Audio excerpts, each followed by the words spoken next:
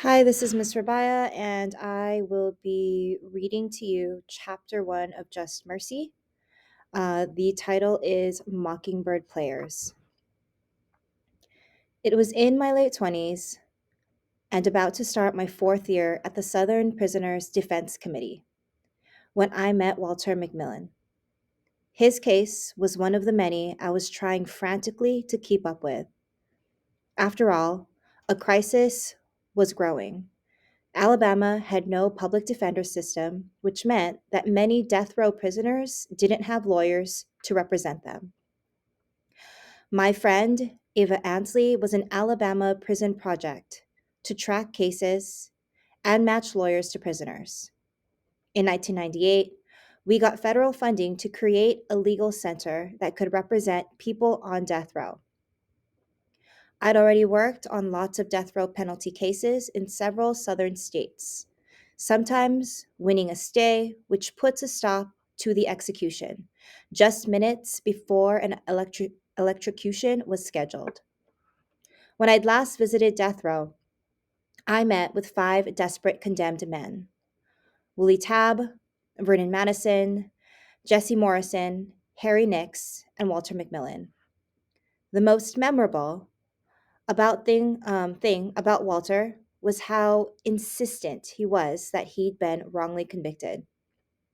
Mr. Bryan, I know it may not matter to you, but it's important to me that you know that I'm innocent and didn't do what they said I did. Not no kind of way. He told me in the meeting room. His voice was level, but laced with emotion. I nodded. I had learned to accept what clients tell me until the facts suggest something else. I'm sure I'm not the first person on death row to tell you that they're innocent, but I really need you to believe me. My life has been ruined. This lie they put on me is more than I can bear. And if I don't get help from someone who believes me, his lips began to quiver, and he clenched his fists to stop himself from crying. I'm sorry. I know you'll do everything you can to help me, he said, his voice quieter. My instinct was to comfort him. His pain seemed so sincere. There wasn't much I could do, but I reassured him that I would look at everything carefully. Back at the office, I went through the mound of records until I found the transcripts from Walter McMillan's trial. The trial had been short. I started reading. Walter McMillan was at least 15 years older than me, not particularly well educated, and he hailed from a small rural community. Though he had lived in Monroe County his whole life, he had never heard of the author Harper Lee, also a Monroeville, Alabama native, or her award winning novel To Kill a Mockingbird. Mockingbird tells the story of an innocent black man who was accused of raping a white woman in the 1930s and is bravely defended by Atticus Finch, a white lawyer. What is often overlooked is that the black man falsely accused in the story was not successfully defended by Atticus. Tom Robinson, the wrongly accused black defendant, is found guilty. Later, he dies when, full of despair, makes a desperate attempt to escape from prison. He is shot 17 times in the back by his captors. While the novel captivated millions of readers and confronted them with some of the realities of race and justice in the South, its harder truths did not take root. Walter McMillan, like the character Tom Robinson, grew up in one of several poor black settlements outside of Monroeville, where he worked the fields with his family before he was old enough to attend school. Educational opportunities for black children in the 1950s were limited, but Walter's mother got him to the dilapidated colored school for a couple of years when he was young. By the time he was 8 or 9, he became too valuable for plowing, planting, and picking cotton to justify the remote advantages of continuing school. Some backstory about Walter's hometown, Monroe County, had been developed by plantation owners in the 19th century for the production of cotton. This fertile, rich black soil of the area attracted white settlers from the Carolinas, who amassed plantations and a huge slave population. Even decades after the Civil War and emancipation, the African American population toiled in the fields of the Black Belt as sharecroppers and tenant farmers dependent on white landowners for survival. By the 1950s, small cotton farming was replaced with timber farming as Alabama's thriving industry. White landowners opened pulp and paper mills across the region. Acres and acres of land were converted to growing pine trees for paper mills and industrial uses. Times were changing, for better and for worse. African Americans, largely excluded from this new paper industry, found themselves confronting new economic challenges, even as they won basic civil rights. The brutal era of sharecropping and Jim Crow was ending, but what followed was persistent unemployment and worsening poverty. The region's counties remained some of the poorest in America. Walter started his own pulpwood business in the 1970s. He smartly and bravely borrowed money to buy his own power saw, tractor, and pulpwood truck. By the 1980s, he had developed a solid business and didn't make much extra money, but afforded him something else he valued: independence. If he had worked at the mill or the factory, the kind of job that most poor Black Alabamans worked, it would mean working for white business owners and dealing with the racial stress that had implied in the 1970s and 1980s Alabama. Walter couldn't escape the reality of racism, but having his own business gave him a flexibility that many African Americans did not enjoy. Walter's independence won him respect and admiration, but it also sparked contempt and suspicion. His freedom was to some of the white people in town well beyond what African Americans with limited education could achieve through legitimate means. Still, he was pleasant, respectful, generous, and accommodating, which made him well liked by the people, black or white, with whom he did business. Like anyone, Walter had his flaws. Though he and his wife, Minnie, had three children, it was well known that he was romantically involved with other women. Tree work is notoriously demanding and dangerous. With few ordinary comforts in his life, the attention of women was something Walter did not easily resist. There was something about his rugged exterior, his long, bushy hair and uneven beard, combined with his generous and charming nature, that attracted the attention of some women. Walter grew up understanding that it was forbidden for a black man to be intimate with a white woman. He didn't initially think much of the flirtations of Karen Kelly, a young white woman he'd met at the Waffle House where he had breakfast. She was attractive, but he didn't take her too seriously. When her flirtations became more explicit, Walter hesitated and then persuaded himself that no one would know. After a few weeks, it became clear that his relationship with Karen was trouble. She was younger and married. As word got around that the two were friends, she seemed to take a mischievous pride in her intimacy with Walter. When her husband Joe found out, things quickly turned ugly. Karen and Joe had been unhappy and were already planning to divorce. Now, Joe was threatening to take custody of their children and to disgrace her by exposing her relationship with a black man. Soon enough, Walter received a subpoena summoning him to testify at a hearing about the Kelly's custody battle. He knew it was going to cause him serious problems. Nervously, he went to the courthouse. When Walter took the stand, the lawyer for Joe Kelly's husband asked him crude, hostile questions. Walter wanted to forget about the whole ordeal, but word of their interracial affair spread quickly, and his reputation shifted. No longer the hard-working pulpwood man, known to white people almost exclusively for what he could do with a saw and pine trees. Walter now represented something more threatening in their eyes. Fears of interracial sex and marriage have deep roots in the United States. In the aftermath of slavery, the creation of a system of racial hierarchy and segregation was largely designed to prevent relationships like Walter and Karen's. In fact, interracial relationships were legally prohibited by anti miscegenation statutes. The word miscegenation came into the use in the 1860s when supporters of slavery coined the term to promote the fear of interracial sex and marriage and the race mixing that would result if slavery was abolished. For over a century, many Southern law enforcement officials saw it as part of their duty to punish Black men who had been intimate with their white women. The federal government had promised racial equality to freed former slaves during the short period of Reconstruction.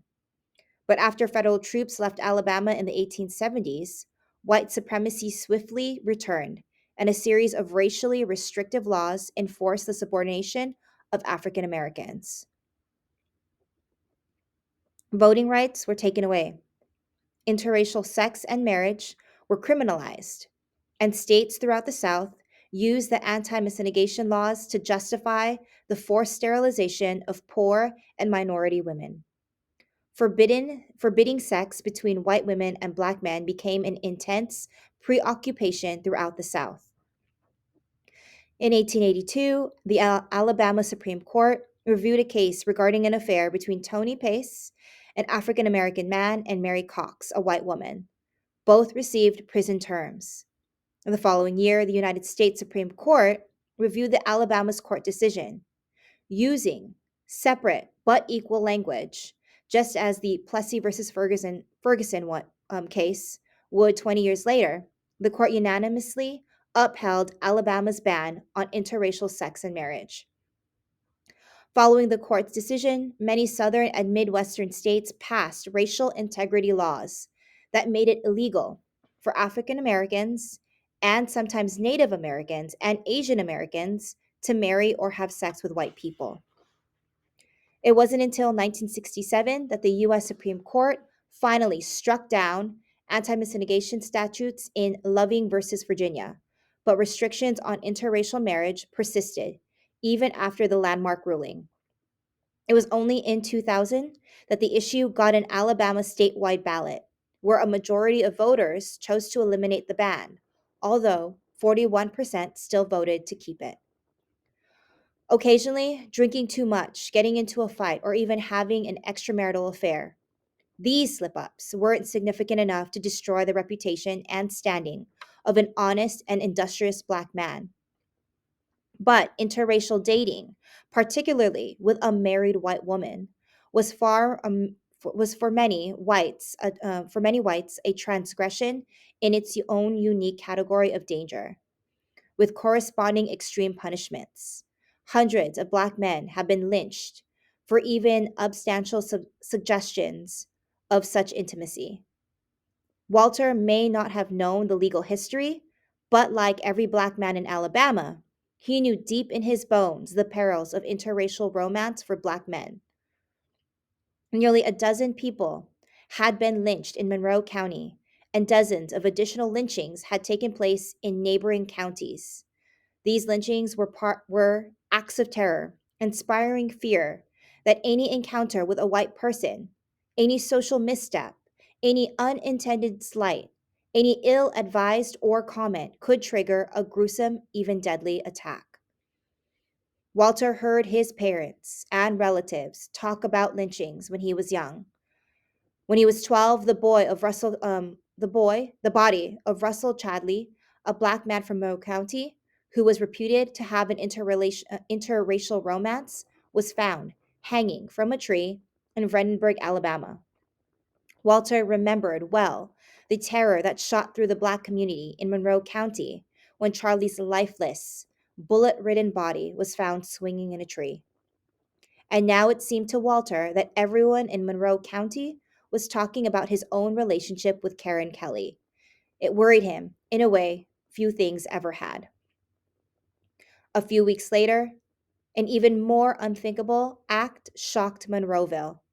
In the late morning of November 1st, 1986, Rhonda Morrison, A white 18-year-old college student and the beautiful young daughter of a respected local family, was found shot on the floor of Monroe Cleaners, the shop where she had worked.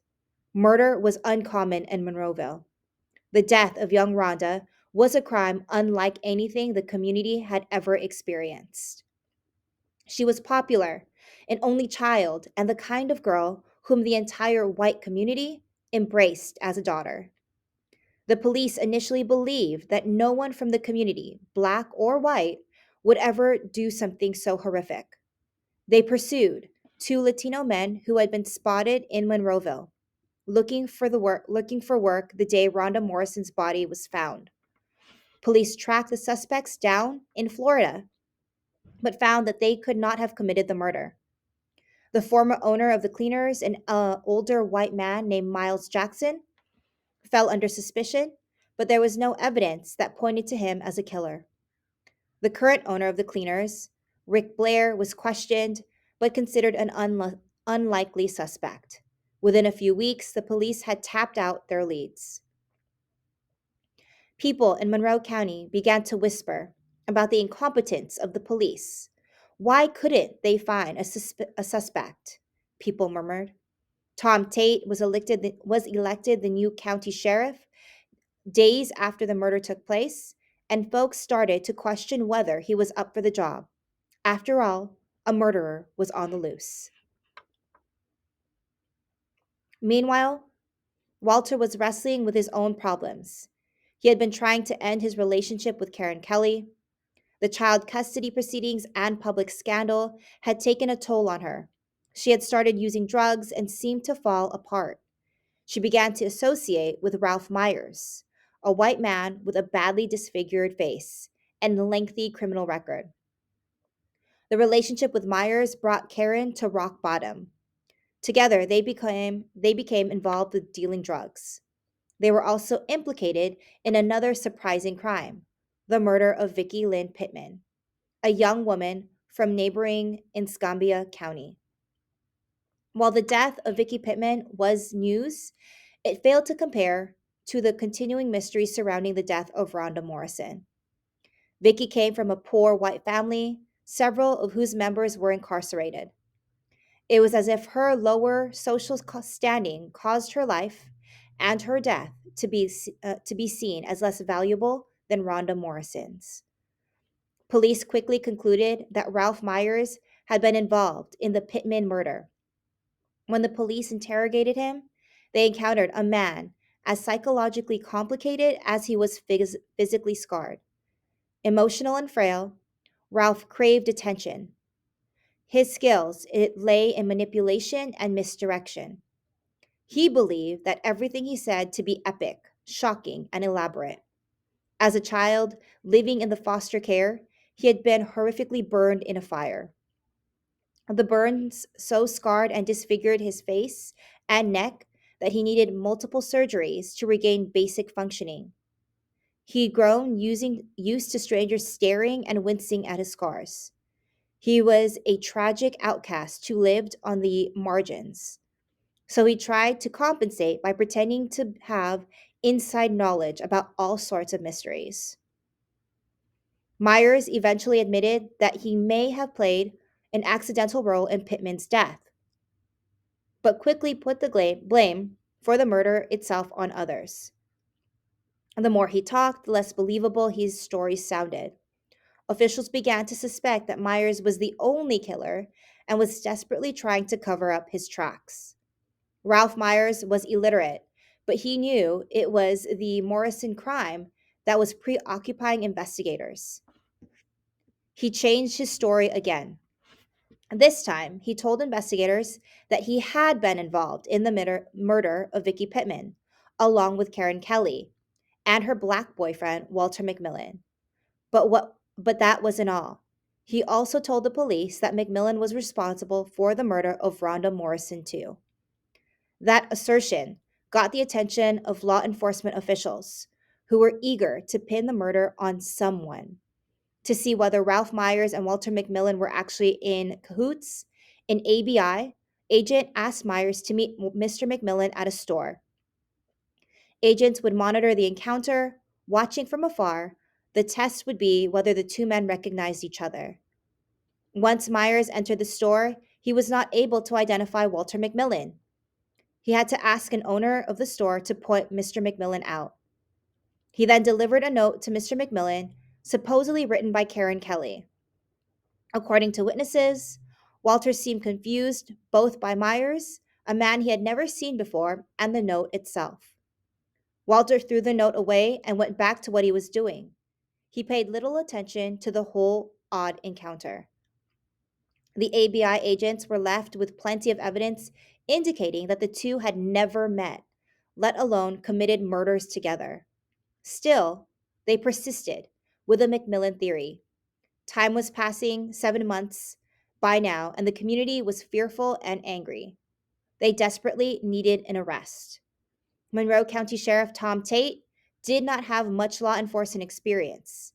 Now, 4 months into his term as sheriff, he faced a seemingly unsolvable murder and intense public pressure. But there was no evidence against Mr. McMillan. No evidence except that he was an African American man involved in an adulterous interracial affair, which meant he was reckless and possibly dangerous, even if he had no prior criminal history and a good reputation. Maybe that was evidence enough.